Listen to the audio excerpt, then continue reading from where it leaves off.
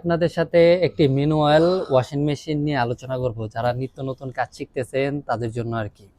তো একটা manual washing মেশিনে আসলে কি থাকে, এই যে দেখুন এখানে স্পিনের জন্য একটা মোটর থাকে, আর এখানে ওয়াশের জন্য আরো একটা মোটর থাকে।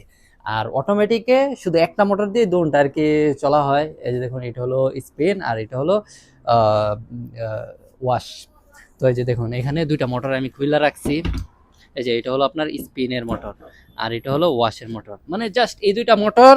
আর এখানে আপনার দুইটা টাইমার দেওয়া থাকে, একটা হলো আপনার স্পিন চলবে, এই যে দেখুন 5 মিনিট চলবে স্পিন, আর এটা ওয়াশ চলবে 15 মিনিট। এই জাস্ট এইগুলাই, আর ওয়ারিং ওয়ারিং আর একটা ক্যাপাসিটার, জাস্ট এইগুলাই হলো একটা ম্যানুয়াল ওয়াশিং মেশিনে। আর একটা অটো ওয়াশিং মেশিনে তো অনেক কিছু থাকে, যারা অটোতে কাজ করে তারা সকলেই জানেন।